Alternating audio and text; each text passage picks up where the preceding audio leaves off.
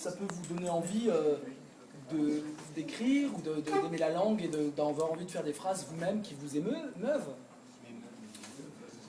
Je sais que vous recopiez, parfois il y a des phrases, des très belles phrases qui peuvent nous changer la vie. Enfin, moi j'ai rencontré des phrases dans mes lectures qui me faisaient quelque chose. Peut-être que vous avez peut-être à un moment envie de les créer, ces phrases. D'écrire, oui. Oui, mais ça c'est les vôtres, vraiment? Oui. Arthur Schopenhauer, quel menteur. Oui.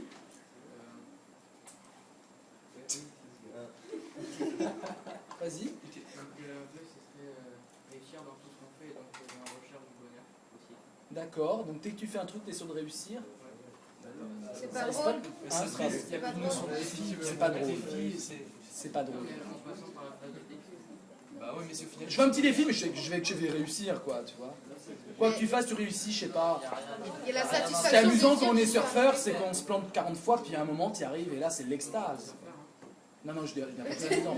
Non, mais ce qui est amusant, c'est qu'un jeu vidéo où tu es sûr de réussir, d'avoir tout bon du premier coup, c'est que tu joues plus, quoi. Tu vois. Ce qui est amusant, c'est que tu prends un peu l'effort, l'obstacle, la prise de tête, l'énigme. Une énigme où tu as tout de suite la solution. Tu m'as dit, tu as une énigme, pouf, la solution. C'est pas drôle. Ce qui est amusant, c'est quand tu as un défi et que tu arrives à le surmonter.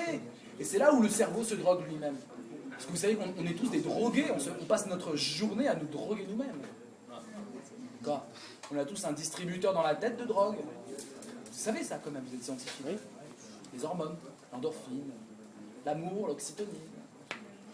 Donc on a un petit distributeur de drogue, sauf qu'on ne peut pas appuyer sur les boutons, enfin à moins qu'on prenne vraiment des trucs. Mais sans prendre de trucs, le truc ça peut être du sucre, hein, ça peut marcher avec du sucre. Hein. Vous prenez du sucre, vous avez un contentement, un plaisir. D'accord ? C'est pas le sucre lui-même qui vous apporte ce plaisir, c'est parce que vous auto-distribuez un peu de plaisir. Dès que vous avez le goût sucré, hop, c'est pour ça que vous mangez des chewing-gums et que vous mangez du sucré.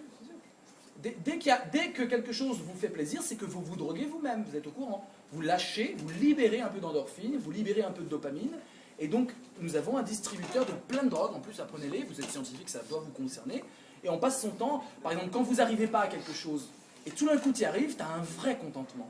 Parce qu'il y a un truc dans le cerveau qui s'appelle le circuit de la récompense, et qui libère plein d'hormones qui font que tu as une sorte de petit cocktail qui explose et tu es ultra content. 15 sur 20 en maths ou 20 sur 20 en maths. Plaisir. Tu vois, 8 sur 20, 2 sur 20 en maths. Pas plaisir. Parce que vous distribuez aussi des drogues qui vous font du mal. Ah, grosse déprime. Ah, tristesse. Et on passe son temps à se distribuer des produits. Quoi ? Ça dépend du prof. Voilà. En plus, il y a des professeurs qui vraiment, non seulement vous avez 20 sur 20, mais en plus vous droguent encore plus, quoi. Vous donnent tellement d'énergie. C'est l'extase. Puis il y a les professeurs, même avec 20 sur 20. Non mais calme-toi, ça va, quoi. Donc on est notre meilleur dealer en fait. Pas besoin de drogue avec ce système-là. Il faut juste comprendre qu'est-ce qui fait qu'on se distribue des trucs. Et parfois on est complètement accro. Parfois on se distribue tellement de la drogue dans et on commence à aimer quand on fait du sport par exemple. Les sportifs, ils se distribuent tellement d'endorphine, de dopamine, qu'ils se droguent, ils ont besoin de leur dose de sport et ils dépriment quand ils n'ont pas leur dose. Je sais pas, ceux qui jouent au jeu, hein, le poker, avec beaucoup d'argent sur la table, enfin beaucoup d'argent par rapport à soi-même. À chaque fois que vous vous droguez vous-même, il y a un vrai plaisir. Vous mettez, je sais pas, toute votre paye sur la table, suspense, le frisson absolu. Le frisson, c'est juste de la drogue que vous vous donnez vous-même. Et puis voilà, puis après vous perdez, mais vous pouvez être accro. Vous pouvez être accro. Oh, au casino, tu perds, c'est le but du jeu. À 99%, tu perds quand même. C'est le but. Les machines sont programmées pour que tu perdes à 98%. C'est-à-dire que tu mets du fric, tu perds 98%. Mais tu gagnes, et quand tu gagnes, tu gagnes. Mais tu gagnes une fois, c'est juste, voilà. C'est quand même des machines pour vous. L'auto, tout ça, le machin, vous perdez. Le but du jeu, c'est que tout le monde perde. Enfin, il y a 2-3 gagnants, on les regarde, on se dit, ah, il y a des millions qui perdent. Le but du jeu. Mais vous avez le petit peu, au moins j'ai joué, je peux espérer, et vous vous droguez vous-même. En fait, on paye juste pour avoir ces petites drogues, enfin, tu vois. L'amour, pareil. Pourquoi on est accro, par exemple, à juste la présence de l'autre. On se drogue aussi, on a l'oxytocine, on a des trucs, c'est un cocktail. Attention, je dis pas que c'est parce qu'on a un cocktail dans la tête qu'on est amoureux. On est d'abord amoureux, et c'est parce qu'on est amoureux que tout d'un coup, on se drogue et il y a un cocktail dans la tête de plaisir. Voilà, oui. Vous, votre drogue, c'est les mots ? Entre autres, oui. Pas les mots comme ça, parce que oui, franchement, bien sûr, oui. Les mots, un mot. Non, mais... Ouais, dictionnaire, un mot. Je l'ai eu, on a tous eu, même tous les profs l'ont eu, et tous ceux que je vois, on a tous eu l'amour des mots, et je veux dire, quand j'ai vu le mot fenouil, j'ai eu un rejet. Fenouil. le mot lumière, mystère, c'est des beaux mots, quoi, ça. Ah, il y a un plaisir des mots. Il y a peut-être qui adorent le mot fenouil, chacun sa fenouil. Donc oui, effectivement, il y a un plaisir des mots. D'ailleurs, ceux qui m'ont rappelé que les mots pouvaient faire plaisir en eux-mêmes, pas ce qu'ils désignaient, pas le sens, mais juste les mots, la matérialité des mots, c'est le rap. C'est les rappeurs, les slams, la poésie comme ça. Tout d'un coup, c'était des personnes qui jouissaient, tu les voyais, ils étaient en extase, juste à dire, à prononcer, à dire les mots qui s'enchaînent. Comme Balzac, je veux dire, Balzac c'était ça, Balzac c'était le premier rappeur, enfin. Balzac il avait un... Bah oui, Balzac, tous ces mots, il doit les dire à l'oral, il dit, je dois prononcer les mots, les mettre en bouche, pour voir si ma phrase est bonne, pour voir si la musicalité de la phrase est bonne. Il avait ce qu'on appelle un lieu pour pouvoir crier les mots, il appelait ça le gueuloir. Il allait à son gueuloir, comme il y en a qui vont au dortoir, au boudoir, lui c'était le gueuloir, et il hurlait ses phrases comme ça. Madame Bovary, il a hurlé comme ça, pour voir si c'était beau. Hein? C'est Flaubert, c'est pas... Oui, Flaubert, excuse-moi. C'est Balzac parce qu'on en a parlé juste avant. Oui, Balzac c'était au contraire à la ligne. C'est peut-être pour ça que je préfère Flaubert, mais c'est personnage.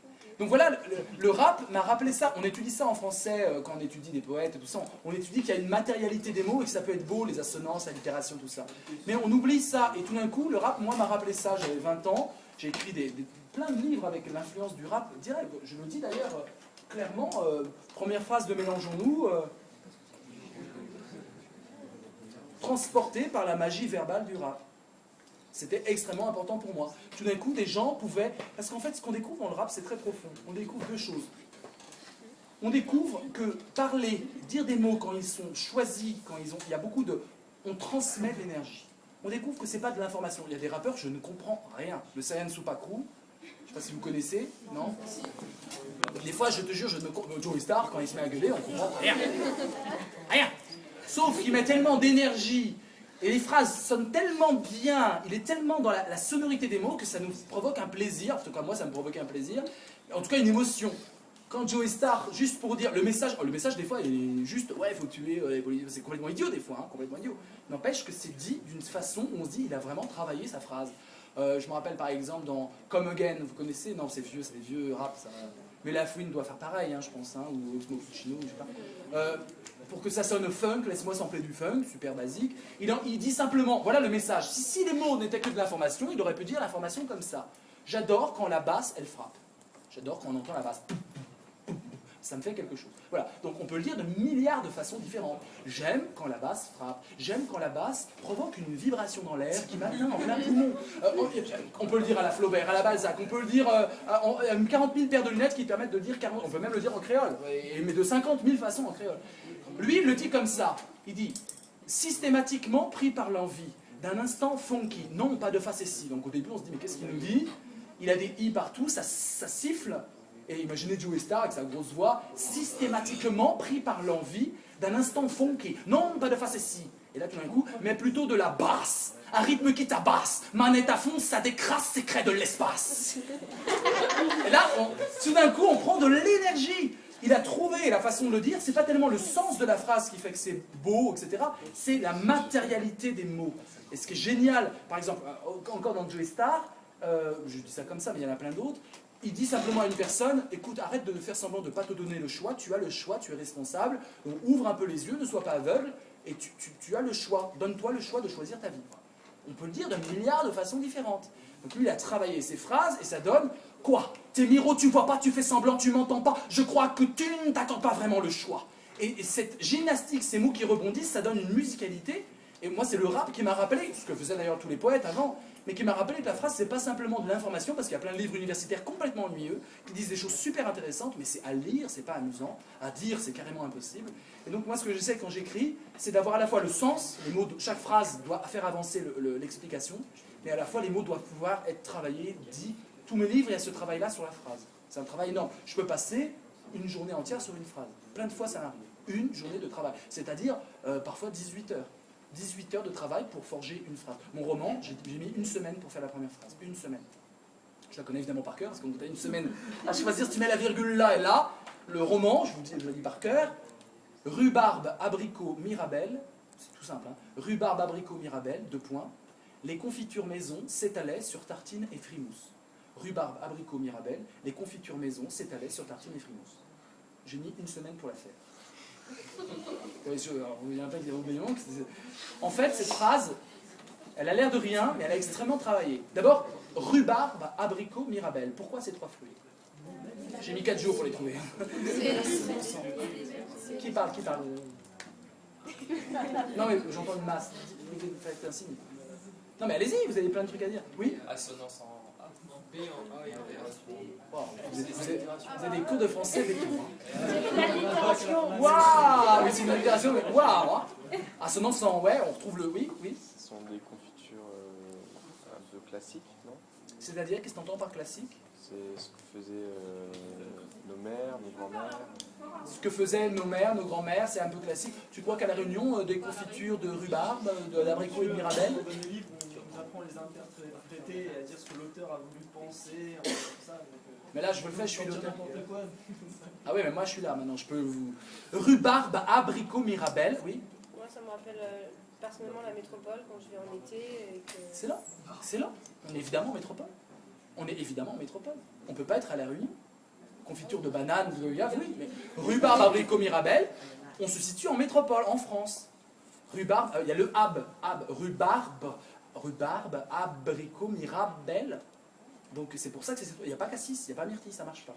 Donc déjà, avec ces 3 fruits, je précise qu'on est en métropole, et je précise qu'il y a un jeu avec la langue, même si c'est inconscient et que vous ne le percevez pas, il y a des mots qui arrivent parce qu'ils ont une matérialité différente des autres. Et c'est le contrat de 630 pages, c'est un roman qui fait 630 pages. À chaque phrase, j'ai fait attention à la matérialité de chaque phrase pour que les mots se répondent dans leur sonorité même, pas simplement dans leur sens. Donc rhubarbe, abricot, mirabelle, 2 points. Les confitures maison s'étalaient sur tartine et frimousse. Les confitures maison. Donc on est en France, pour pouvoir faire des confitures, on n'est pas à Paris. On est plutôt dans un village, à la campagne. Les confitures maison. Il s'agit de confitures. Les confitures maison s'étalaient sur tartine et frimousse. Tartine, confiture, on tartine des confitures, on est au petit déjeuner. Donc plutôt dire, nous sommes en France, dans un village, au petit déjeuner. Rhubarbe, abricot, mirabelle, les confitures maison s'étalaient sur tartine et frimousse, il y a un S à frimousse. Frimousse au pluriel. En famille. Enfant. J'ai pas de frimousse, moi. C'est un petit enfant, et il y en a plusieurs. Il y a au moins 2 enfants. Et il se trouve qu'il y a 2 enfants. Ah, ça tombe vachement bien. Voilà. Donc, rhubarbe, abricot, mirabelle, les confitures maison s'étalaient sur tartine et frimousse. Je sais exactement où je suis. En plus, j'ai envie de savoir, c'est un peu dit de façon... On met d'abord il n'y a plus sujet, verbe, complément. D'abord, on focalise, c'est presque un film. Rhubarbe, abricot, mirabelle, on est dans les pots de confiture, en gros. Le rouge, enfin non, abricot, non, l'orange et l'orange, ou le verdâtre. Rhubarbe, verdâtre. Donc on est là, rhubarbe, abricot, mirabelle. On recule un peu. Les confitures maison, ok, pot de confiture, s'étalaient, ça y est, on est là, s'étalaient sur tartine et un gros plan, et sur frimousse, ils en ont plein là, ils se régalent, on est au petit déjeuner. Vous voyez, ça c'est des jours et des jours de travail, parce qu'en général on est attendu au tournant avec la première phrase dans un roman, hein, c'est pas pour rien, c'est que elle compte la première phrase depuis Proust, on sait qu'il faut vraiment la travailler. Voilà. La deuxième aussi est travailler, voilà. Donc je ne sais plus pourquoi je vous parle de tout ça, peut-être pour le